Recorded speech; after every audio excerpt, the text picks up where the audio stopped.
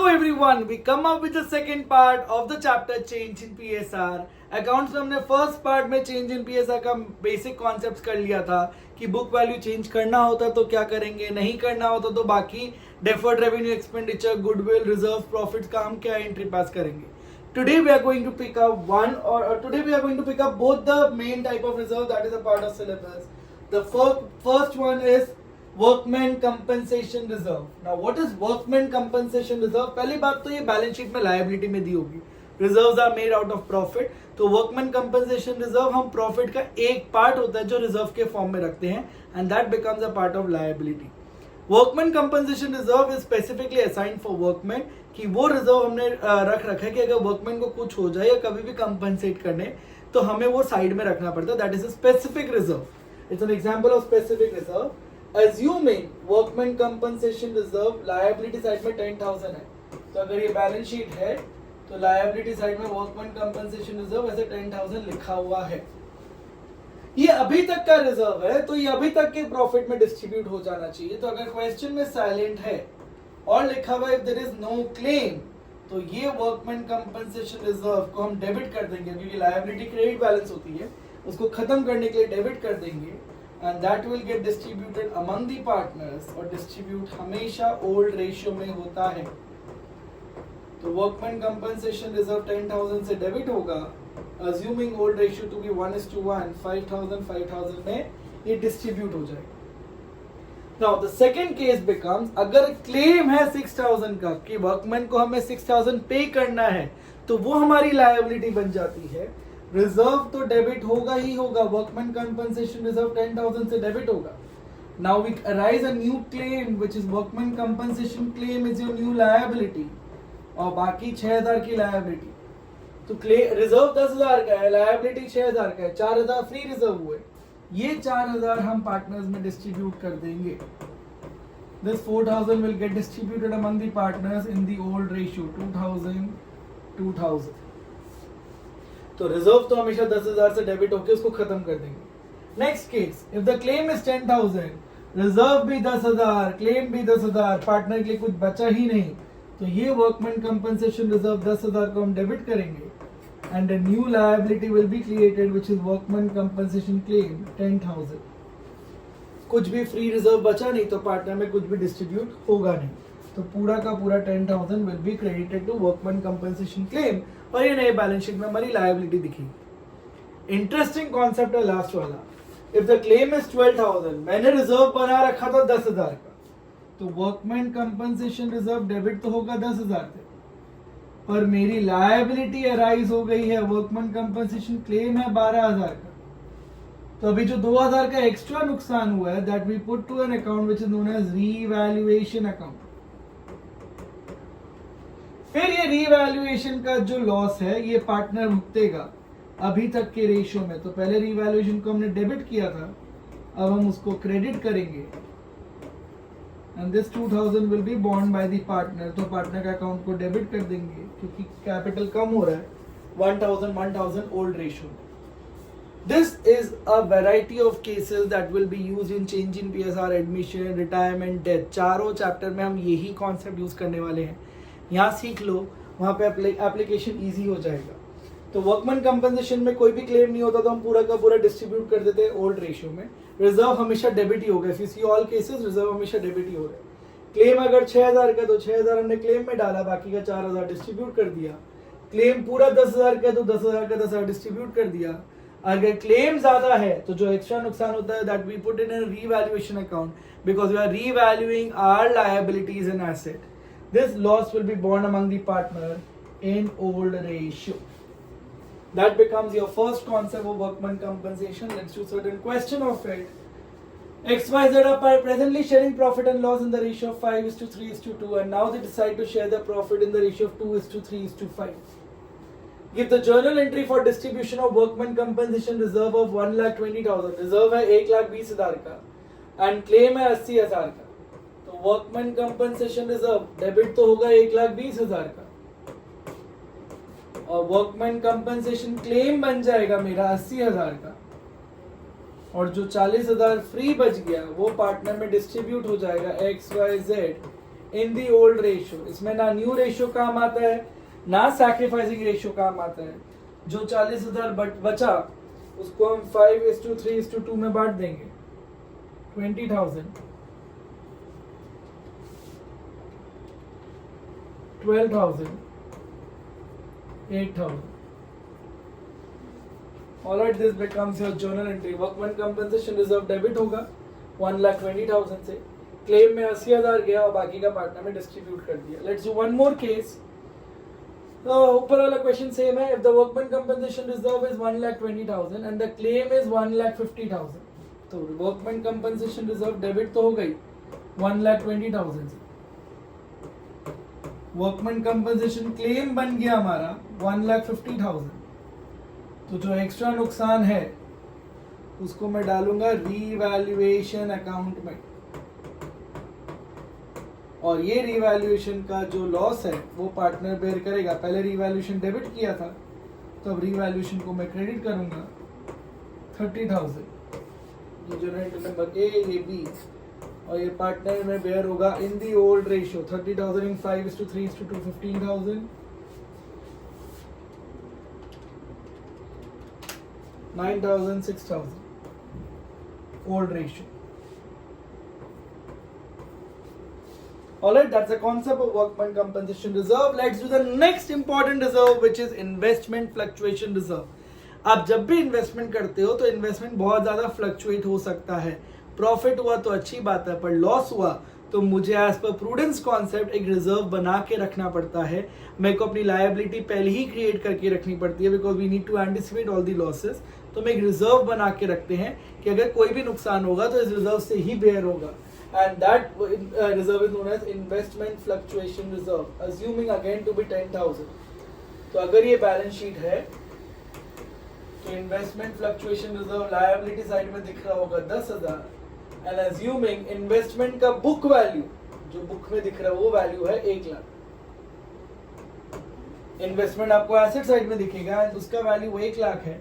Investment fluctuation reserve 10,000 है। अगर question silent है देन वी अज्यूम कि इन्वेस्टमेंट का अभी भी बुक वैल्यू जो है वही मार्केट वैल्यू, तो पहले भी 1,00,000 था अभी भी 1,00,000 है, कोई फायदा नहीं हुआ, कोई नुकसान नहीं हुआ, तो इस रिजर्व का कोई काम नहीं है और हम रिजर्व को डिस्ट्रीब्यूट कर देंगे। तो the question is silent, we always distribute the reserve. Investment fluctuation reserve debit होगा और वो पार्टनर्स में डिस्ट्रीब्यूट हो जाएगा। रिजर्व है 10,000 का, पार्टनर में डिस्ट्रीब्यूट होगा 5,000 5,000 इन दी ओल्ड रेशियो। डिस्ट्रीब्यूट हमेशा ओल्ड रेशियो में होता है। अगर market value of investment become 98,000, पहले 1,00,000 का इन्वेस्टमेंट का वैल्यू था, अब 98,000 का हो गया, तो 2,000 का लॉस। ये लॉस हम पहले सेट ऑफ करेंगे from the reserve. Investment asset होता है, उसकी वैल्यू कम हो गई तो उसको क्रेडिट करेंगे। इन्वेस्टमेंट को क्रेडिट किया हमने 2,000 से, रिजर्व तो 10,000 का ही डेबिट होगा, 8,000 फ्री बच गया, वो 8,000 हम पार्टनर में बांट लेंगे इन दी ओल्ड रेशियो। तो IFR 10,000 से डेबिट होगा, इन्वेस्टमेंट का 2,000 वैल्यू कम हुआ तो टू इन्वेस्टमेंट में 2,000 डाल दिया, बाकी का पार्टनर में डिस्ट्रीब्यूट कर दिया। नाउ फॉर एग्जांपल इन्वेस्टमेंट का वैल्यू है, मार्केट वैल्यू ऑफ इन्वेस्टमेंट 90,000, पहले 1,00,000 था अब 90,000 हो गया, तो नुकसान हुआ 10,000 का। इन्वेस्टमेंट फ्लक्चुएशन रिजर्व में पास 10,000 है, ये पूरा का पूरा रिजर्व यूज हो जाएगा इन्वेस्टमेंट का वैल्यू को सेट ऑफ करने के लिए। कुछ भी फ्री रिजर्व नहीं बचा तो पार्टनर में कुछ भी डिस्ट्रीब्यूट नहीं होगा। Next to becomes very very important, if the market value of investment is 88,000, 1,00,000 का था अब 88,000 हो गया, तो 12,000 का नुकसान हुआ। मैंने रिजर्व बना रखा था 10,000 का और इन्वेस्टमेंट का वैल्यू कम हो गया 12,000 से, तो जो 2,000 का एक्स्ट्रा लॉस हुआ that will go to an account which is revaluation account, और ये रीवैल्यूएशन को हम डिस्ट्रीब्यूट कर देंगे among the partner same as WCR। ये 2,000 का जो लॉस हुआ वो 1,000 पार्टनर में बढ़ जाएगा।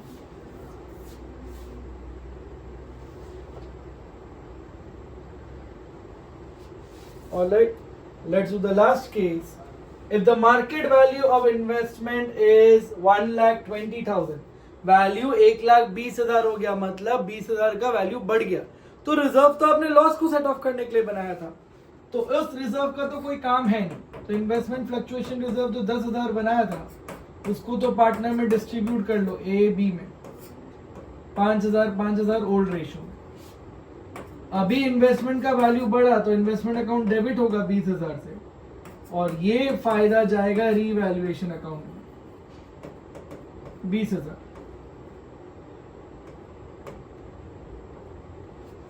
जब लॉस 20,000 रिवैल्यूएशन में, 2,000 रिवैल्यूएशन में जा सकता है, तो फायदा भी रिवैल्यूएशन में जा सकता है, और ये रिवैल्यूएशन का फायदा पार्टनर में डिस्ट्रीब्यूट हो जाएगा। 20,000 will be distributed among the partner in the old ratio, क्योंकि अभी तक का फायदा है तो अभी तक के रेशियो में बटेगा। Alright, this become certain cases of investment fluctuation reserve. I hope it is clear, it is understandable. अगर क्वेश्चन साइलेंट है तो सब डिस्ट्रीब्यूट कर दो, जितने का लॉस हो रहा है उतना इन्वेस्टमेंट को क्रेडिट कर दो, फायदा हुआ तो इन्वेस्टमेंट को डेबिट कर दो। Alright, let's do certain cases. ABC old ratio 5:3:2, decide to share the profit in the ratio of 2:3:5. Give the journal entry for investment fluctuation reserve of 20,000. अगर इन्वेस्टमेंट का मार्केट वैल्यू 95,000 है पर book में value 1 lakh है, book का value 1 lakh है, अब value 95 हो गया, 5,000 का नुकसान, इन्वेस्टमेंट फ्लक्चुएशन रिजर्व तो डेबिट हो गई पूरा 20,000 से। जो नुकसान हो उसको मैं क्रेडिट कर दूंगा 5,000 इन्वेस्टमेंट के नाम पे, 15,000 का रिजर्व फ्री बचा, उसको हम पार्टनर्स में डिस्ट्रीब्यूट कर लेंगे ABC। ये 15,000 डिस्ट्रीब्यूट होगा इन ओल्ड रेशियो 5:3:2, 7,500, 4,500, 3,000। तो 20,000 का रिजर्व में 5,000 का नुकसान हमने सेट ऑफ किया इन्वेस्टमेंट के नाम पे, जो 15,000 फ्री रिजर्व बचा वो पार्टनर में डिस्ट्रीब्यूट कर लिया। Let's do next case. Nitin, Tarun and Amar are partner sharing profit and loss equally, और अब वो प्रॉफिट शेयरिंग रेशियो चेंज करे to 2:2:1 with effect from 1 April 2019। Extract दिया हुआ इन्वेस्टमेंट फ्लक्चुएशन रिजर्व है 60,000 का, और इन्वेस्टमेंट का बुक वैल्यू है 40,000, और उसकी आज की वैल्यू हो गई 3,10,000। तो इन्वेस्टमेंट फ्लक्चुएशन रिजर्व डेबिट तो 60,000 से होगा ही होगा। इन्वेस्टमेंट का वैल्यू कम हुआ है बाय 90,000, 4 लाख का 3,10 हो गया, जो एक्स्ट्रा नुकसान हुआ 30,000 का, उसको हम डाल देंगे रीवैल्यूएशन अकाउंट में, और ये रीवैल्यूएशन पहले डेबिट हुआ था तो अब क्रेडिट कर देंगे।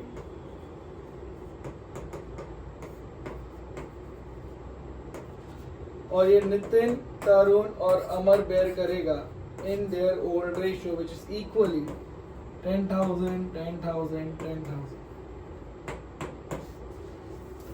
Alright, that becomes the concept of investment fluctuation reserve. ये दोनों बहुत ज़्यादा important concept है, workman compensation reserve and investment fluctuation reserve. इसके बहुत सारे के प्रैक्टिकल एग्जांपल्स भी आते हैं in terms of journal entry, in terms of calculation, in terms of ledger also, जिसको हम प्रैक्टिस करेंगे। Let's do the last concept of the chapter which is revaluation account. अब क्या होता है, अभी तक profit sharing ratio old result रहा था, अब जब आप नया प्रॉफिट शेयरिंग रेशियो में जाते हो, या जब एडमिशन हो जाता है, रिटायरमेंट होगा या डेथ होगा, तो आपके एसेट्स की वैल्यू भी रीवैल्यू होनी चाहिए।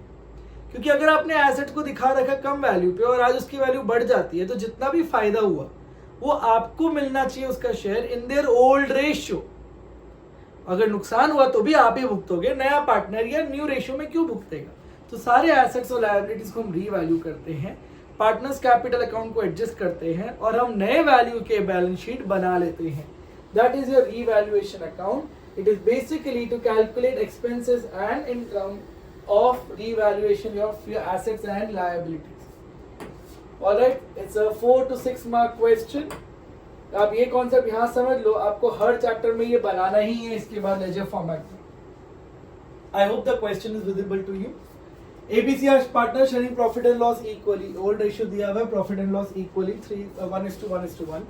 पूरा बैलेंस शीट नीचे दिया हुआ है। Partners decide to change their profit sharing ratio in 2:2:1। नीचे पूरी वैल्यूएशन दी हुई है। Alright, value of stock is to be reduce to 1,25,000। Stock पहले 140 का था, 140 का स्टॉक था, 1,25,000 हो गया। वैल्यू बढ़ा है कम हुआ? वैल्यू 15,000 से कम हो गया। अगर कम हुआ तो नुकसान। एंड एक्सपेंसेस आर डेबिटेड, तो रीवैल्यूएशन अकाउंट में हम स्टॉक लिखेंगे और जितने का नुकसान हुआ उतना वैल्यू लिखेंगे। 15,000 का लॉस हो रहा है और नया वैल्यू को हम बैलेंस शीट में लिख देंगे। स्टॉक का नया वैल्यू है 1,25,000, that will be written in new balance sheet.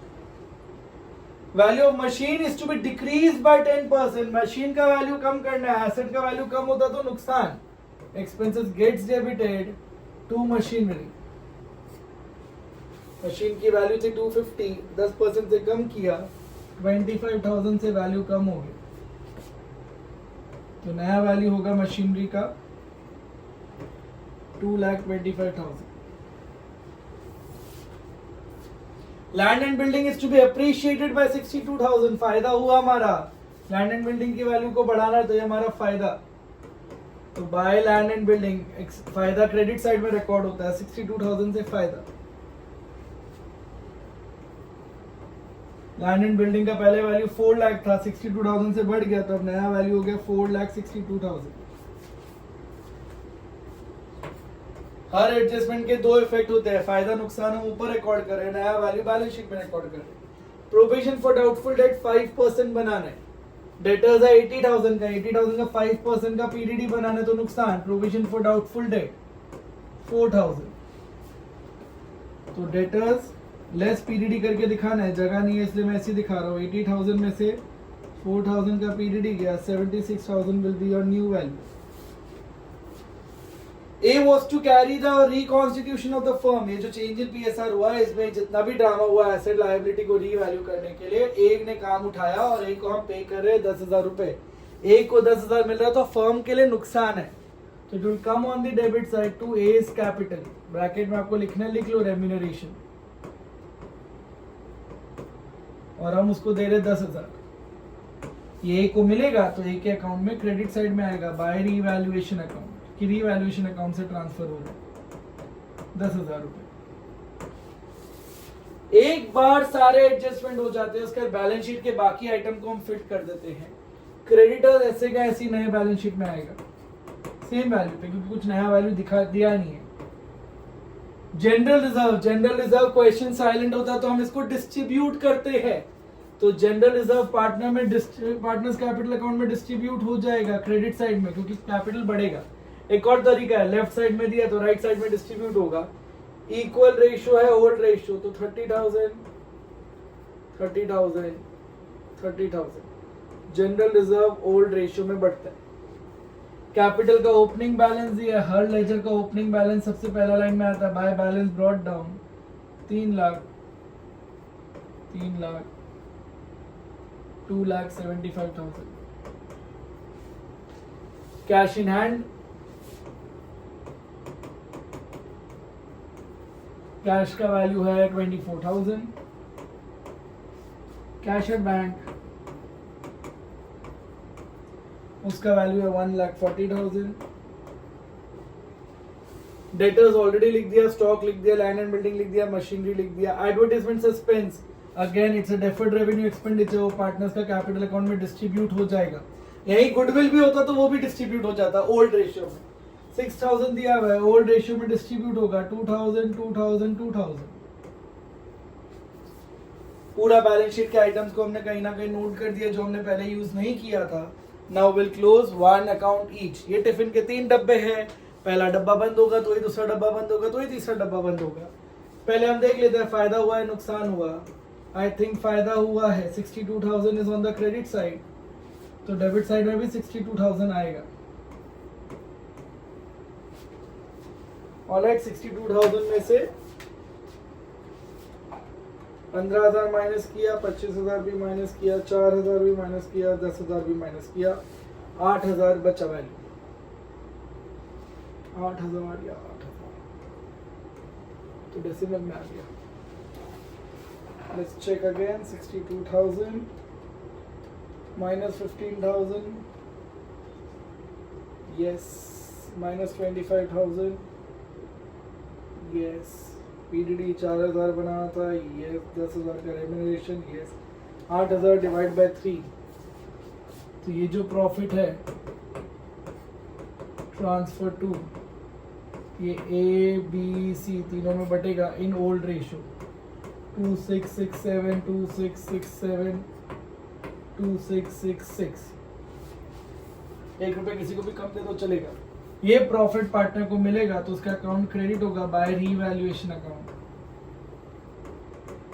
2667 2667 2666। इस अकाउंट को क्लोज करोगे तो मुझे पार्टनर का क्लोजिंग कैपिटल मिलेगा after all the adjustment 3 lakh plus 10,000 plus 30,000 plus 2667 becomes 342667 342667। इसमें से 2000 माइनस कर दूं तो 340667। ऑलराइट, वैसे बी का देखते हैं। बी का 10,000 कम आएगा और कुछ नहीं। 332667 332667 330667। इसका आएगा 275,000 प्लस 30,000 प्लस 2666 307666। ये हो जाएगा 307666। This become 305666। ये बन जाएगा कैपिटल ए बी सी 340667 330667 305666। इसका टोटल बाहर लिख देते हैं हम।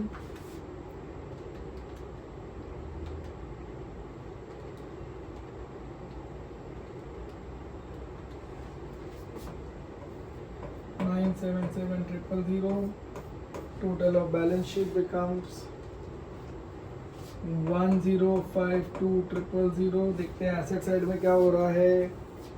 1,25,000 minus 2,62,000 minus 76,000 minus 20। Yeah, both sides it gets tallied 1,052,000। Alright, तो पहले आप रीवैल्यूएशन अकाउंट में आप फायदा और नुकसान निकालते हो। उसका जो नेट प्रॉफिट होता है that gets transferred to capital account, क्योंकि वो अभी तक के पार्टनर में है। This profit is also distributed in old ratio, क्योंकि ये अभी तक के एसेट्स और लायबिलिटीज के प्रॉफिट है। तो ये पार्टनर में डिस्ट्रीब्यूट होगा। पार्टनर का कैपिटल अकाउंट क्लोज करोगे, वो कैपिटल अकाउंट को आप ट्रांसफर कर दोगे नए बैलेंस शीट में। This becomes a new reconstituted balance sheet for your new profit sharing ratio. अब के बाद बिजनेस में इस प्रॉफिट और इस एसेट्स के हिसाब से इस कैपिटल और इस एसेट्स के हिसाब से आप बिजनेस करोगे। This were the concepts of change in PSR. एकदम बेसिक सैक्रिफाइसिंग रेशियो हमने निकालना सीखा। फिर बुक वैल्यू चेंज होता है तो गेनिंग टू सैक्रिफाइसिंग या sacrificing to gaining. Otherwise all the reserves, expenses, deferred revenue, expenditure, profit and loss gets distributed. फिर हमने सीखा investment fluctuation reserve and workman compensation reserve के बारे में आज ही। और फिर हमने लास्ट में एक क्वेश्चन किया ऑफ रीवैल्यूएशन अकाउंट। ये नेवर एंडिंग है, पर इसके कॉन्सेप्ट हम बाकी चैप्टर्स में ऑल रिवाइज करने ही वाले हैं, तो उसमें कोई प्रॉब्लम नहीं आने वाली है। मैंने आपको सिर्फ बेसिक कॉन्सेप्ट समझाया है जो एग्जाम पॉइंट ऑफ व्यू से आएगा। Alright, keep practicing this chapter, don't take it lightly. I know it is an easy chapter, less weightage, but the concept is very very important for the other chapters as well. Alright, good luck, keep practicing, pack up.